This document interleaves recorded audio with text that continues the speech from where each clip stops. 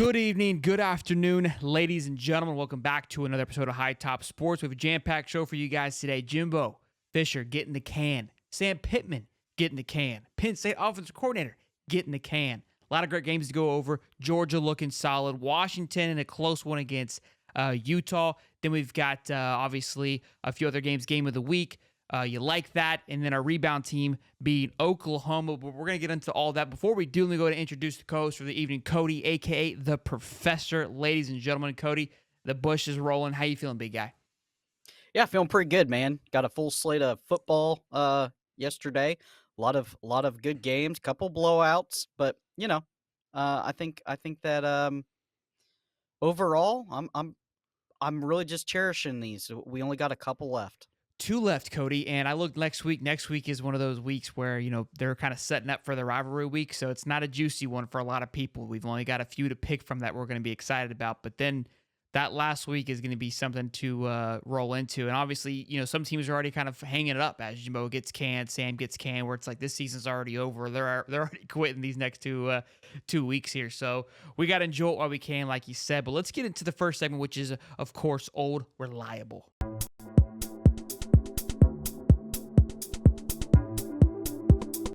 Old Reliable, which comes from Saban just kind of getting things done. But Georgia and Bama have been passing it back and forth. You could have given it to Georgia this week, to be honest with you, how they just rolled Kentucky. But when you just absolutely bend over and plow Ole Miss like I did Steve's mom last night, you got to give them the Old Reliable tag because they dominated. It looked close for a quick second. Ole Miss goes out there, pops one in, goes up 7-0, and you're like, oh, here we go. And then Ole Miss missed and threw it away. They can't win the big one. But Georgia, my goodness, son, they look unbeatable at this point. I've been saying this for the last few weeks on the show. Bama and Georgia is going to be your SEC championship. And honestly, what I really would love to see happen is Bama beats Georgia because there's no way you kick both those teams out of the Final Four. So that's going to make it extremely dicey for the committee on who they're going to put in because you don't kick Georgia out. No, you don't kick the two-time defending champion out after they've won what? At that point, if they go into the SEC, it'd be like 29 in a row, and they lose to a just dominant Bama team. And then if Texas wins the Big 12, you've got the only, Bama or Texas beating Bama, who also is now going to be in it. That's their big win, and their only losses to a tight game against Oklahoma, who at one point looked like, the favorite to win the Big 12 as well. So this thing's going to end up being extremely dicey. I love it, but Uga looks good, man. I was talking to my buddy who's a Georgia fan. Their defense is not what it has been the last 2 years that has won them their championship. But I've been saying it, and I think he believes me now. Carson Beck is light years beyond what Stetson Bennett ever was and ever will be. And that scares the living shit out of me because that was the big question mark, right? Can they complete the dynasty? You're a dynasty once you move on from Stetson Bennett and you prove that you can have, other quarterbacks and develop other quarterbacks outside of Stetson Bennett. Well, here you go. You got one, and they've got two more behind them, not including Dylan Raiola and any other, recruits they've got coming in that are absolute studs. So they're literally the new Bama to the extent.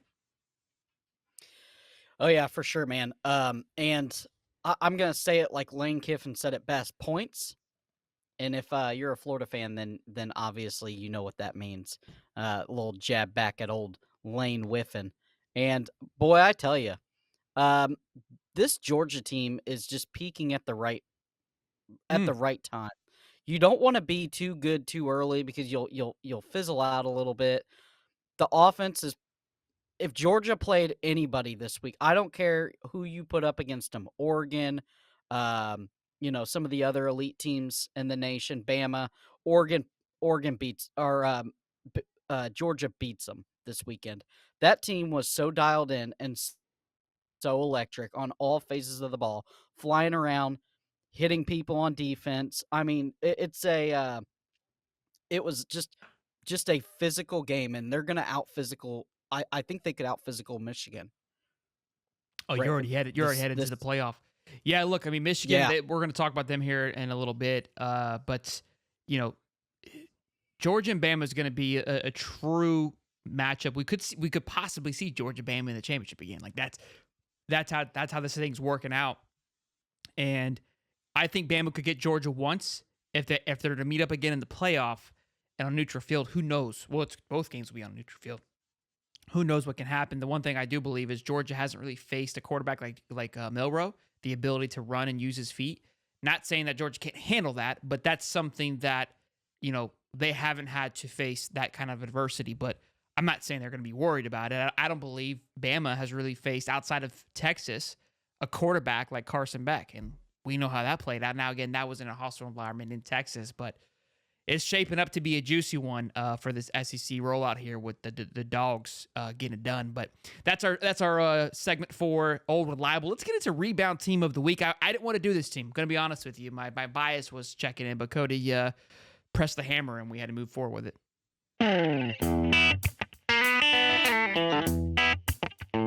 Next up, we have Oklahoma here. They had a massive bounce back week after obviously taking the back-to-back L's, Kansas and then Oklahoma State. They really kind of threw it away, honestly. But now they've got a chance to find their way back into the Big 12 championship. I think some things have to fall in front of them, but at least they have an opportunity because Oklahoma State got absolutely embarrassed by UCF this weekend.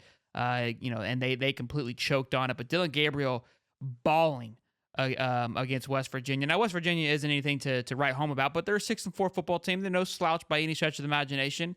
And it was good to see Dylan Gabriel to get back to his ways of slinging the football. Brent Venables must have popped off on somebody, which, I expect that's kind of, the Brent Venables way. But we'll see how it plays out for Oklahoma. Again, I think playoff hopes for them are definitely off the question. They have an opportunity now, I believe, to just ruin people's seasons and have a good, strong finish and hopefully roll into a strong recruit class to the SEC here. But for their schedule isn't just anything to really write home about either. So they're now going to become the season ruiners and could ruin Texas' season. They basically kind of ruined it, maybe possibly depending on how the season rolls out earlier this year. If they meet them again in the Big 12 championship, they could really ruin it for them. And after losing to Little Bro and Oklahoma State that last time they possibly play, this could be their big bounce back win and really kind of salvage the season if they're able to make it and get that win.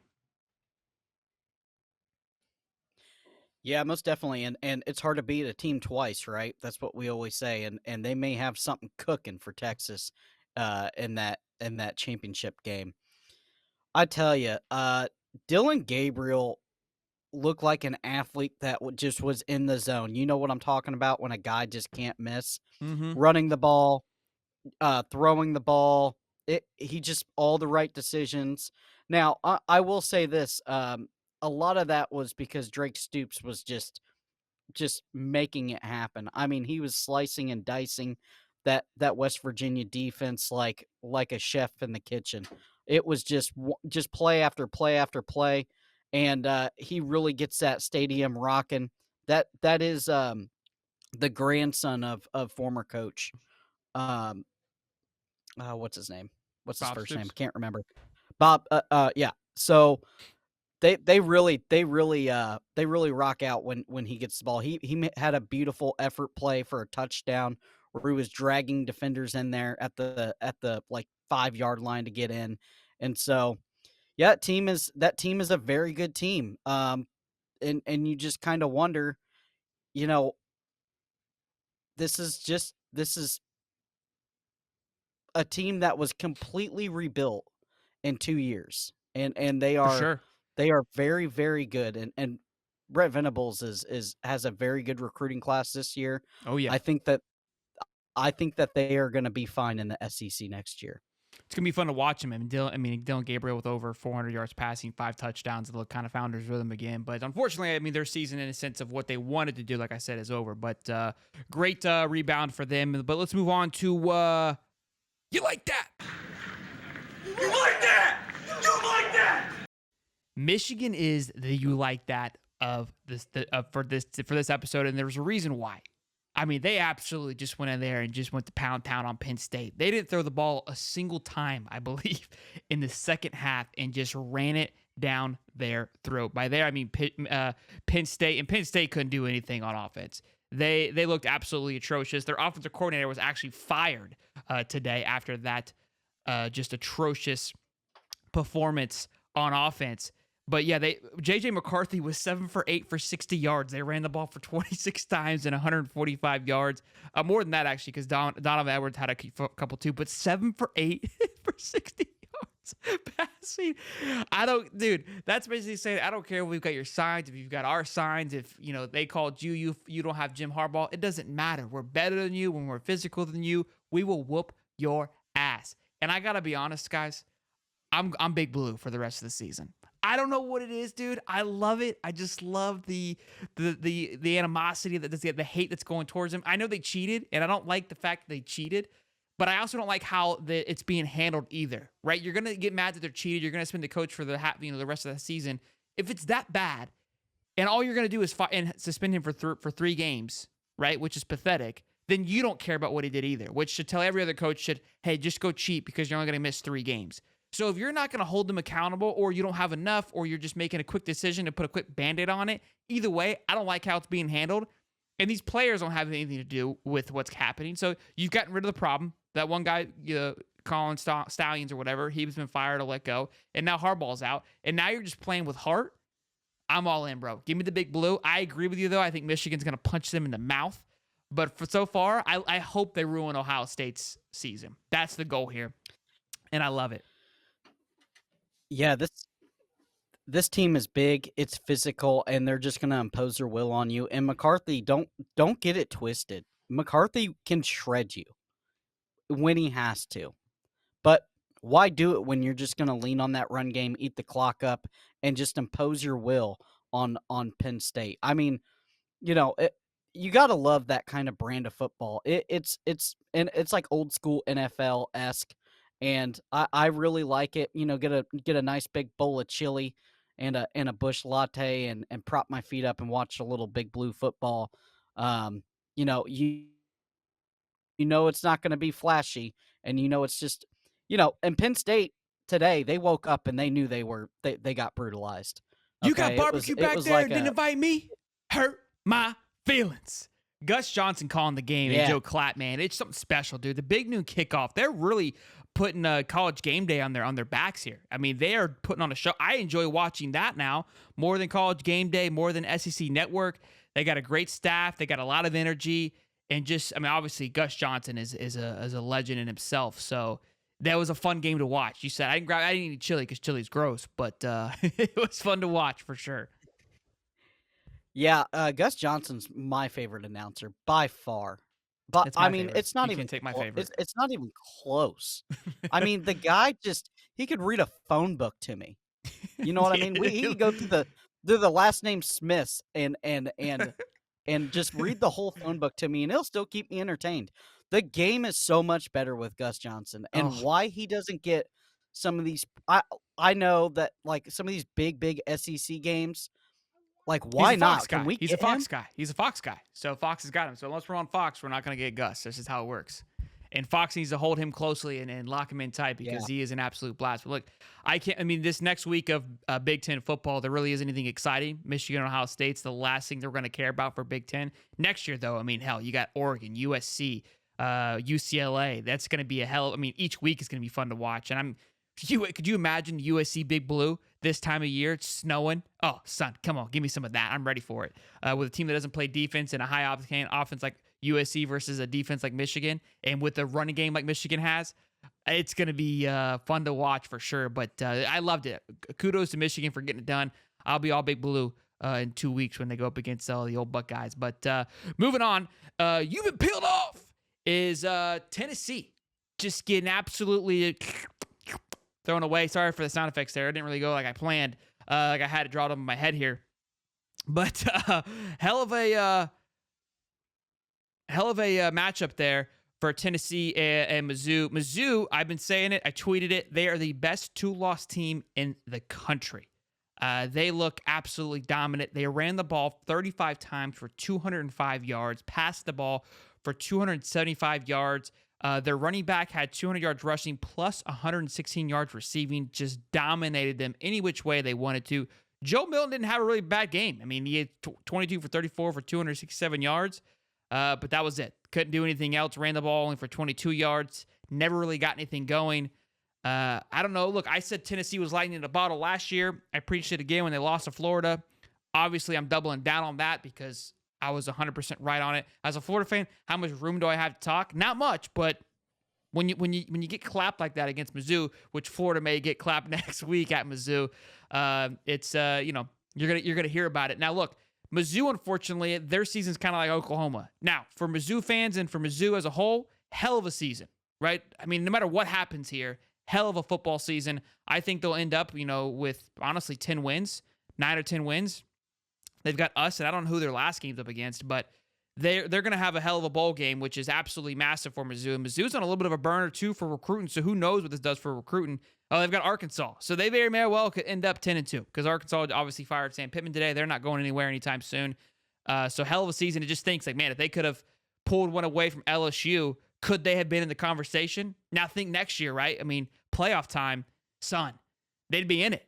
And I don't know if you want to play against Mizzou in a playoff team. Who knows what they could do with Brady Cook. Now, I don't know if they'll be the same team next year. They were my dark knight at the beginning of the season. I feel like it's the only thing that I've got right about this season due to the fact they're bringing back 80% of their players.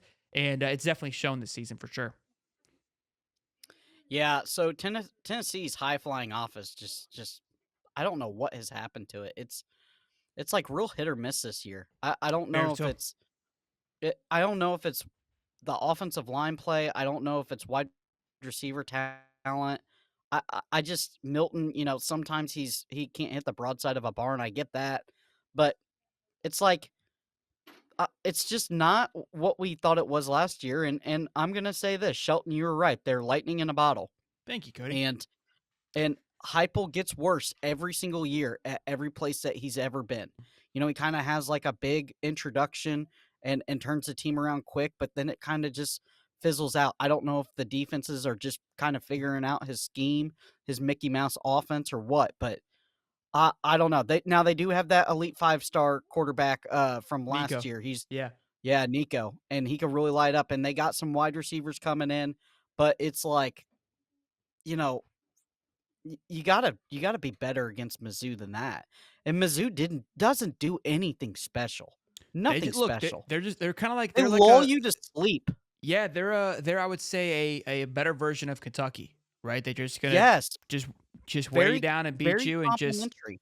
yep. They're solid on both sides of the ball. A very disciplined football team, and going in there at 7:30 at night for Florida, not looking good, not excited to go into that game. That game concerns me. I felt more confident going into LSU. I've been saying that. I do not feel good going into Mizzou. It's just one of those games where like for years now, Florida's like, oh, Mizzou, no big deal, right? It's a walk on your schedule. Those games scare me because this is in no sense a walk on. But Florida fans are gonna think, oh, it's Mizzou. This is not your grandma's Mizzou. Okay, this is the Mizzou of new, and they're gonna be ready to rock and roll. Like I said, hell of a football season for them. Kudos to Drinkwitz for getting it done, man, and having a hell of a football season. And I know it's not over, but for them, they're already winning, in my opinion. Moving on to game. Go ahead. Yeah. Oh. Moving on to. I just wanted to say real fast. Mizzou doesn't have all the pieces yet, but they have gone in the transfer portal and they have recruited to where they have the pieces in the right places. It seems like. Yeah, they're maybe Coach Prime's been preaching they're like 8 or 9 guys away from being where they need to be. Mizzou's 2 to 3 from being elite, right, and being in the conversation of the SEC East right now. That's kind of what the team is right now. I'm not saying they're going to be this team next year. I don't know how that's going to transition because of how many people they brought back, but if they're in a little bit of a rhythm, they could be someone who's a threat next year for sure. Next up, we got game of the week: Washington versus Utah. Hell of a football game. I thought I picked Washington to cover 9.5. They screwed me. I got screwed by Oregon covering against USC because they gave a late touchdown. I can't catch a break here when it comes to gambling. But look, that's people are going to kind of criticize, I think, Washington for a little bit because it was a close win after you just saw what Oregon did to Utah. This game was in Washington. Michael Penix, man, the way he throws the ball, you're like, no way that's going to land, right? Maybe it's because he's lefty, so it's kind of tricks the eye a little bit.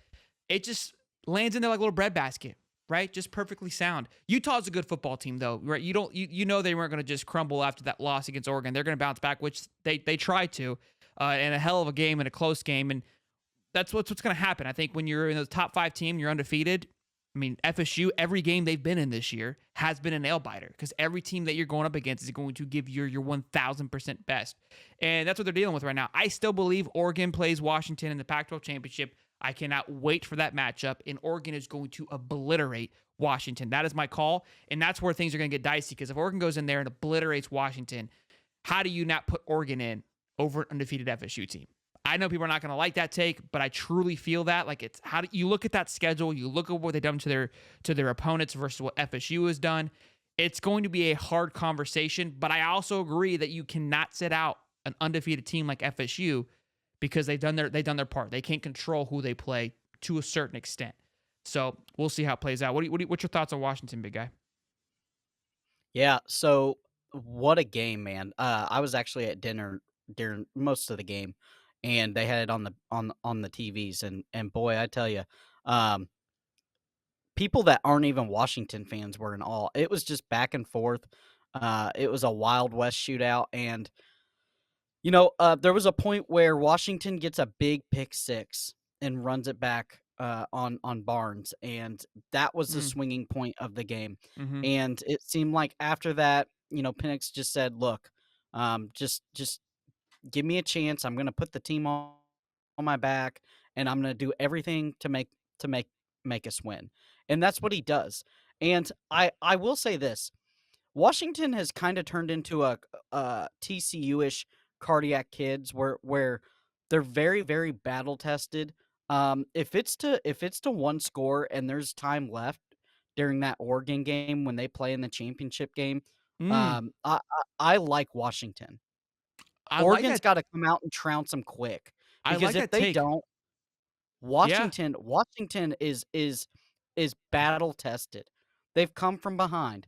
They've played close games. The defense is good enough.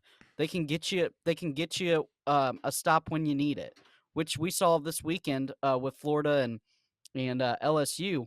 One or two stops when you need it is very crucial. Yeah, and look, that's a hell of a point there because Oregon really hasn't since that game faced much adversity.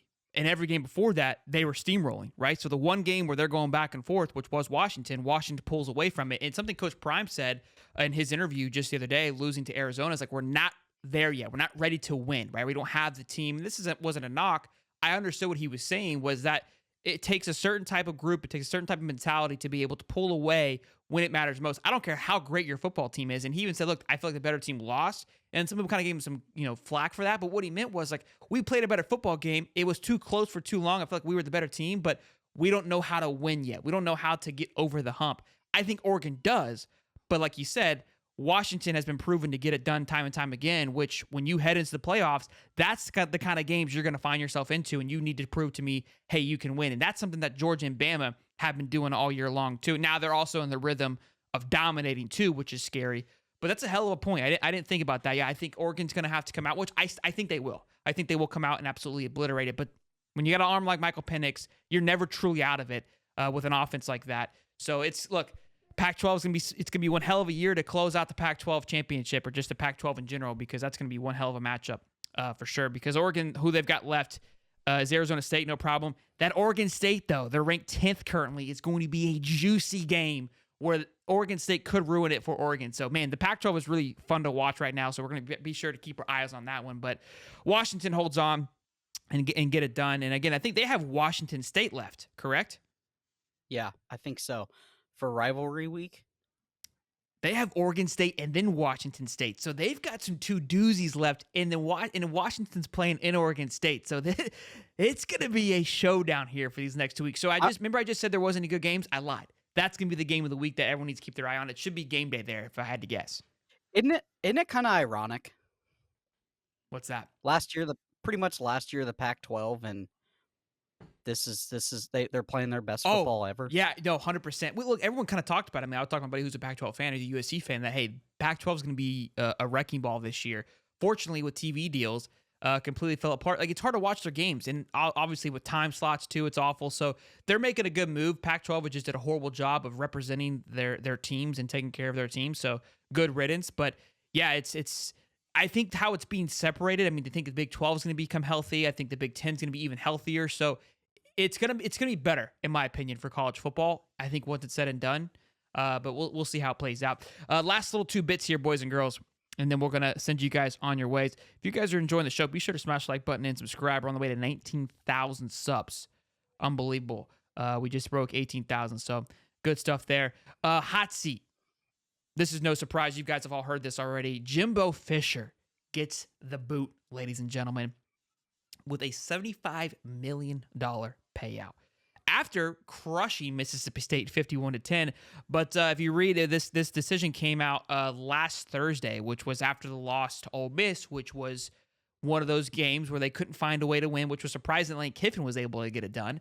But this was writing on the wall because Lane Kiffin just can't get it done against the big guys. But honestly, this is where I'm getting frustrated because these coaches, and I mean, coaches do what they want, but these schools are just blowing money. Like somebody's like, what are we doing here? We're just paying these coaches not to coach anymore. Ed Orgeron, Dan Mullen, Jimbo, Napier's on the hot list, right, for $30 million. So it's just very interesting to me how these guys can walk away. It's highway robbery in my opinion. But I mean, where does Texas A&M go? The names that are on the list for Texas A&M right now: Jimbo Fisher, or excuse me, Mike Norvell is on the list. Dan Lanning from Oregon has been tossed around. And I was talking to my buddy about this because I said, why would Dan Lanning leave Oregon? He's putting something special together. You've got Phil Knight. You've got 18,000 uniforms. Like, who doesn't want to go play at Oregon? He's like, well, Oregon's in the middle of nowhere. So is every college town. College Station is in the middle of nowhere, right? And you're playing in front of 102,000. I understand that. But you're going to be playing in the SEC. You're going to be recruiting against the likes of Georgia, Bama, Tennessee, Oklahoma. It ain't going to be no easy stretch. And so, but he's thinking, okay, well, the Big Ten, right? That's going to be hard to recruit to because now you're traveling across the country for all those games. So I see both sides. But if I'm Dan Lanning, do I really want to go into a hostile environment like Texas A&M when I've kind of got a nice little gig here and an opportunity to go play my second year, in a playoff? I don't know, man. What are your thoughts? Well, let's break this down first. Okay, sorry. I don't feel bad for these institutions at all. Number one, they're making hundreds of millions of dollars in profit a year on college football. Number two, they have a business school at Texas A&M, and this is just bad business. You sign a guy to a $75 million buyout. You don't have any lawyers there to do a better contract than that. It's your own fault, Texas A&M. You want to be loud. You want to be splashy. You want to flaunt the oil money. Well, this is what you got. You got a bad program. It's every program at this point. Well, it's everybody, but they're all highly educated or educated idiots. One of the two. Yeah. You sign these guys to these. NFL did it too. Cliff Kingsbury just cashed in. It's just the way of the land now. I keep pointing back to Deshaun Watson. Deshaun Watson getting a fully guaranteed deal after being suspended for his fondling in the massage rooms, getting 200 plus guaranteed, and then this year he's kind of like, I don't feel like playing. Like, why would he? He's set. Yeah, he's set. There's no accountability for that. There's no repercussions for sucking at your job. Like, there is no other job besides being a president where you get it and you're guaranteed it for an X amount of years, and it does not matter how you perform. That's wild to me. Wild to me. We as the people, we start a job, we don't get paid for 2 weeks. We work for free for 2 weeks before we get paid. Yeah. These guys are getting paid for years in advance. It's unreal. But who do you like for the job at Texas A&M? They got to move quick, man. In the world of recruiting, in the world of transfer portal, you can't sit around and wait. If I'm Dan Lanning, I stay as far away from Texas A&M as I can. Listen, you got to deal with one booster at Oregon. You got to deal with Phil Knight. Texas A&M, you got these big oil tycoons, and they all want a little piece. We saw the Manziel deal, how wild they are, and I'm staying away. I don't know. Lane Kiffin's being thrown in there. I could see Lane Kiffin taking it. I could see Lane saying, "Hey, Lane, yeah, it's a perfect Lane job." I would love it. Perfect Lane job. Yeah. You go from one mediocre coach to another. At least Jimbo had a natty behind him. I don't know. I don't know who they go get. It's got to be a big name. It has to be a big name. You got to make the biggest of all splashes. If you're going to pay a guy $96 million to not, or 75 now, to not coach your football team, you better come out. It's going to be even bigger. That's for damn sure. Because you said a president's now. Yeah, what do you think is gonna snatch? That's what I'm saying. Like, what are you gonna do? Right? It's gonna be fun to watch. It's gonna Dude, you do. snatch him. Hey, it's gonna be a hell of an offseason, Cody. That's what I'm saying. Buckle up. Okay, keep that buzz cut nice and tight because we're gonna be on the show a lot. Let's move on to our last little hot seat here with Sam Pittman. Like you said here, Florida's win didn't help save him. Well, it did. It just saved him for an extra 7 days. But look, this was writing on the wall. I'm kind of pissed that he came into Florida, whooped our ass, and then got fired. They couldn't have done this a week sooner, right? He goes in and just gets absolutely clobbered by Auburn. And Sam Pittman, great guy. I love the guy. Nice dude. Nice doesn't get you wins. Billy, take notes. And it is what it is. Now who's Arkansas going to go fill in, right? I mean, all these schools in these predicaments. Gus Malzahn. From UCF, really good. Yeah, they want Gus. Okay, Cody. Cody's Yeah, been doing yeah. his I've already homework. been reading. Yeah, I've been reading on it a little. I don't bit. I don't hate that. But why? But again, Gus, you got a good thing in UCF. You're recruiting well. You're in the Big 12 now. Like, I get it. It's the SEC. You want to get back into it. So I understand that. But man, that would be detrimental to UCF. They can't keep a good coach. They find a guy, they rebuild him, and he's out of there, right? It's the rehabilitation center for coaches, apparently. But being in the Big 12, you got to think they got a little more pull. Yeah, I think I don't think so. I think that Malzahn wants to go back and he wants to beat Auburn every year and show all them Auburn alums that ran him out that he's the real deal.